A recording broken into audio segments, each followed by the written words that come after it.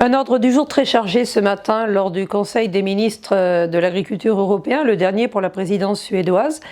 Avec Leonardo Poferi, vice-président de COGECA, nous avons rencontré le ministre Kullgren pour faire le point, saluer l'économie circulaire qu'il avait mis en point central de la présidence suédoise, démontrant ainsi toutes les solutions offertes par l'agriculture face aux enjeux de décarbonation et de lutte contre le changement climatique. Des décisions aussi attendues, notamment sur l'utilisation de la réserve de crise pour des pays touchés par la sécheresse ou par un certain nombre de crises. Finalisation et annonce ce matin, c'était attendu.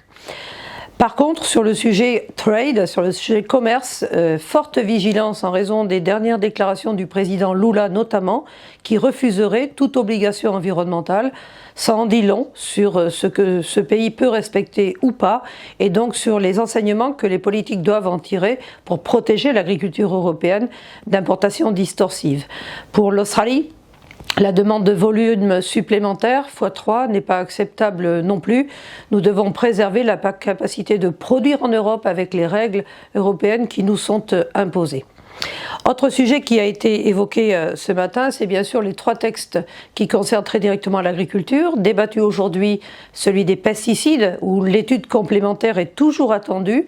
Tant que nous n'avons pas les résultats de cette étude complémentaire et les impacts dans différents domaines économiques, techniques et de surplus administratif pour les agriculteurs, les ministres ne peuvent pas décider. Donc pas de décision sans analyse d'impact très concrète.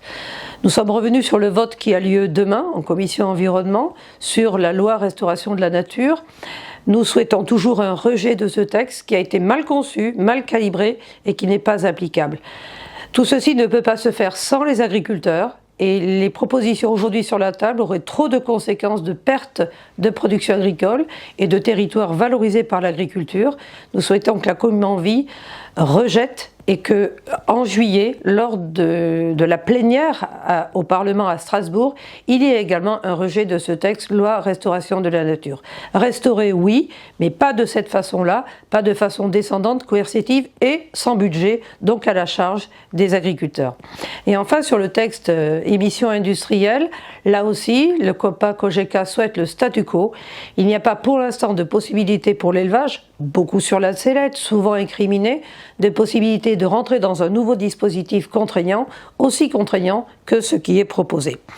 2 autres sujets avaient été mis sur la table par différents pays. Les huiles essentielles, qui ne doivent pas être amalgamées à des substances chimiques, ce serait trop pénalisant pour ces produits à forte tradition, très ancrés dans les territoires et qui apportent beaucoup de valorisation. Et puis le sujet des grands carnivores, avec notamment la prolifération des loups et des ours qui viennent mettre en péril l'élevage et notamment le pastoralisme, avec aujourd'hui même des drames humains. Ces espèces ont été tellement protégées qu'aujourd'hui elles sont en surnombre, en surpopulation, au point que c'est l'élevage des ruminants et notamment dans certains espaces qu'il faut protéger. Nous souhaitons que la présidence espagnole, qui va démarrer le 1er juillet, embraye sur ces sujets et puisse trouver aussi des solutions sur d'autres domaines. Nous attendons avec impatience la proposition sur les NGT attendue pour le 5 juillet et nous espérons que la présidence espagnole saura donner un écho particulier à cette innovation si nécessaire pour relever les défis climatiques, environnementaux et de décarbonation.